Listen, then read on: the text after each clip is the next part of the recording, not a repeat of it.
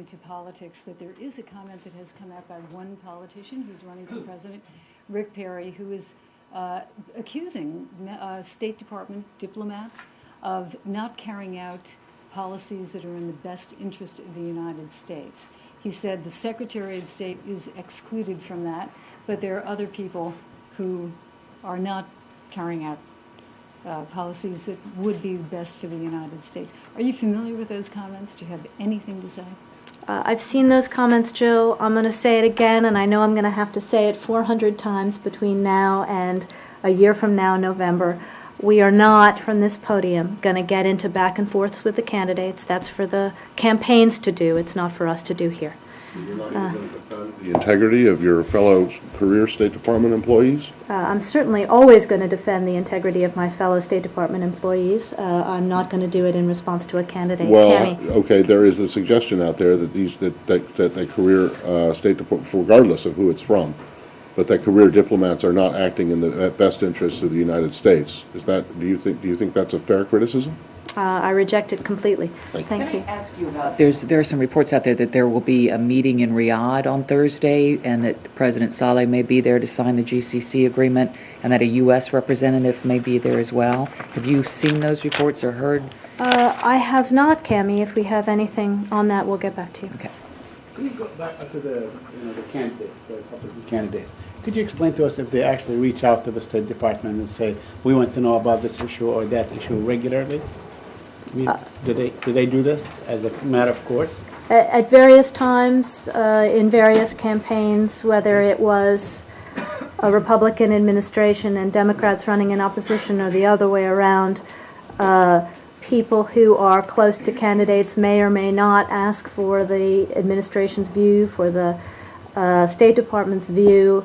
We always respond to requests for information about what we think, but, I am not going to get into the... Okay. And the State Department does not voluntarily go to these candidates and say, for instance, for Herman Cain, when he spoke on China, which was really a big deal on the nuclear weapons and so on. You don't go to them and say, look, these are the ABCs of foreign policy? We don't participate in political campaigns, not of the incumbent and not of the opposition. Can you tell us what is the purpose of the November 14th meetings in Jerusalem? Well, I think the objective, obviously, will be to try to work with each of these parties along the lines that we've been talking about as outlined in the September 23rd Quartet statement, to encourage them and offer support to them and assistance to them in coming up with proposals for each other on land and on security, which we would hope could be exchanged within 90 days from the end of October. So that's still our goal. Also to try to help them work through some of the issues that have been difficult in the last couple of weeks. Such as, specifically, that means the UNESCO vote, the UN bid, and then the reaction? Well, as we've said before, we've had a cycle of action and reaction that we thought was counterproductive and difficult, so to try to improve the atmosphere. But those are what you're referring to? What are the, just to ask the question simply, what are the issues that, of the last couple of weeks, that you expect to work with them on? Primarily, we want to get these parties back to focusing on the quartet proposal for how they can move forward to narrow the gaps between them, and not focused on other issues that can do damage to the environment for peace. But I think it's a reasonable question. I mean, I really don't think I need to restate them here. I think they're well known. Please. Yeah, Syria. The French foreign minister said that the Arab initiative in Syria is dead. Do you agree that it is dead and there's no point of pursuing any other Arab initiative in Syria after what happened in Homs last night? Well, the Arab League itself is going to have to evaluate its own initiatives, so I would refer to them on that subject. As you know, they've called an urgent meeting on Saturday to evaluate among themselves the response or lack thereof from the Assad regime. I know we keep talking about this subject all the time, but did we reach a stage that there is no point of having any initiatives at all? Well, I think, obviously, we believe that it is important for more and more countries, and the Arab League is obviously part of this, to speak out very clearly about what needs to happen. So the degree to which the Arab League laid out very, very clear guidelines for civilized behavior, for appropriate behavior, for behavior that could take Syria forward, that was helpful. But the degree to which the Assad regime has completely flouted the will of the international community, of the Arab League, claimed to be agreeing even as the violence continues, is, very, very dangerous and worrying. Is the international community in any position at all to offer any protection for civilians in Syria? Well, what we've been hoping to do, what we've been wanting to do, what the United States has been calling for months now, and what more and more countries have joined us in calling for, is a robust cadre of international monitors, including monitors from the region, to be able to go in and see for themselves and bear witness to the human rights situation. And frankly, if the Assad regime had nothing to fear, it would open its doors and it would allow international monitors in, and it would allow the press back in.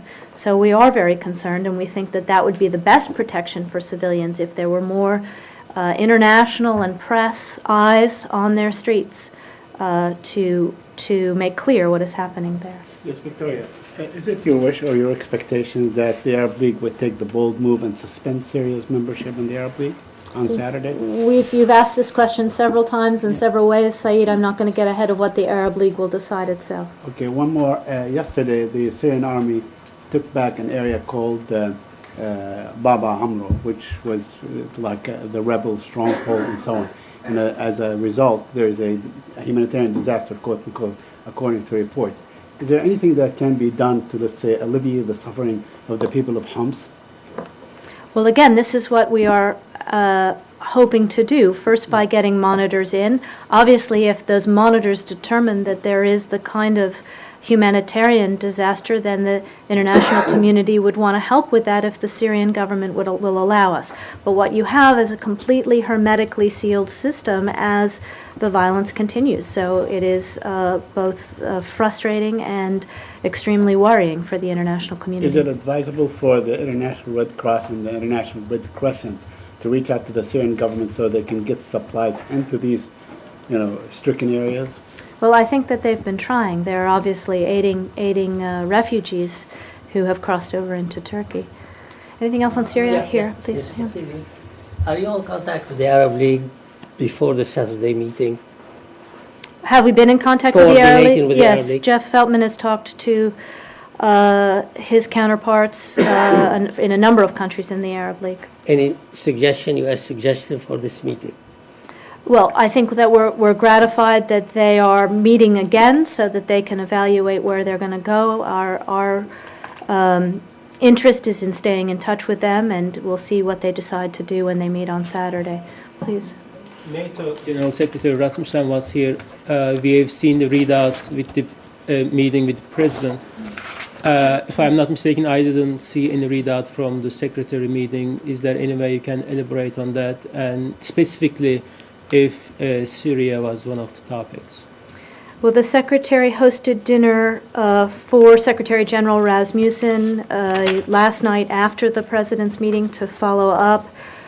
Secretary of Defense Panetta was here. National Security Advisor Donilon was also here. This is the format that we've used. I think this was the fourth time they've used it when Secretary General Rasmussen has been here to coordinate our views. In this case, since we're the host of the next NATO summit in Chicago in May, we have special responsibilities for working on the agenda. They spent the dinner talking about, in further detail than in the President's meeting, the Chicago summit agenda, particularly the fact that we will emphasize next steps in Afghanistan. We'll talk about military and defense capabilities of allies, and we'll talk about strengthening partnerships. My understanding is that the subject of Syria did not come up in the dinner. Please. In Pakistan yesterday, 4 doctors of the minority Hindu community were shot dead by militants in Karachi. Do you have anything to say on that? I don't. We can take that one and see if we have any reaction.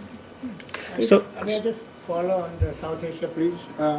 As far as SAARC summit is concerned, Madam, which starts today, this is the first time that ever U.S. is sending such a large delegation to the SAARC summit. My question is this delegation led by Assistant Secretary Blake is carrying any special message from the Secretary? Well, we spoke about this, I think, on Monday or on Friday. You're right, this is the first time that we're observing. Assistant Secretary Blake is there because it's not only an opportunity for us to lend support for the SAARC process, but also for him to see many of his counterparts who are gathered all in one place. So, as I said on Monday or on Friday, we very much hope that the improved atmosphere going into this meeting will carry over into the meeting itself. We have progress between India and Pakistan heading towards most favored nation status. We had just the Istanbul round of meetings where all of the neighbors of Afghanistan supported its sovereignty, territorial integrity, security, and pledged to work together to improve economic relations. So we're hoping that SAARC can make some further advances along those positive lines. And Madam, just quick follow. You have included in the delegation number of U.S. ambassadors like from Sri Lanka and Bangladesh and others, but no U.S. ambassador is included from Pakistan or charge d'affaires from India or the. I can't speak to how the delegation was made up, frankly. Please, Locke. Yeah, switching to Burma. Now that your envoys Mitchell and Posner are back, have you been discussing with them what further incentives you could provide the regime in Burma to continue in its path of reform? Or could we see anything more ahead or during the ASEAN summit in Bali? Well, we're obviously analyzing the results of those meetings. There have been some internal meetings. I would expect that the subject of Burma will come up in Bali. The Burmese themselves are there, is my understanding.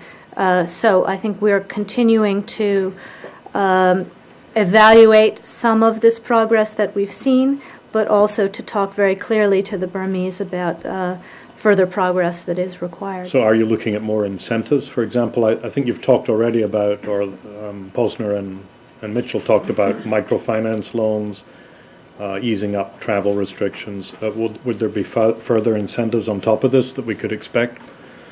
We've talked about action for action. I don't think we have anything new to announce beyond what you've already seen. And what about high-level meetings between the U.S. side and the Burmese side in Bali? I don't think we have anything to announce at this time. Okay. And do you think Burma is moving in a direction where it can head ASEAN in 2014?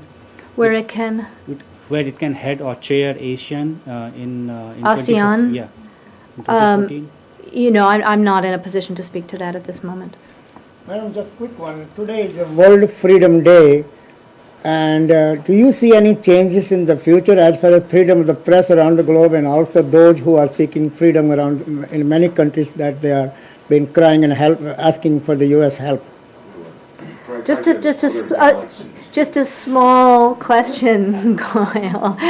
Well, as the Secretary made clear last night in her speech at the National Democratic Institute, which I would commend to all of you, 2011 has been a banner year. I can't remember exactly how she put it. Banner year. There you go, Saeed. You're putting it in my brain for the march of freedom and self-determination and democracy movements beginning to gain traction in the broader Middle East. So obviously we are very supportive of those efforts, and you know that we're supportive of press freedom around the globe.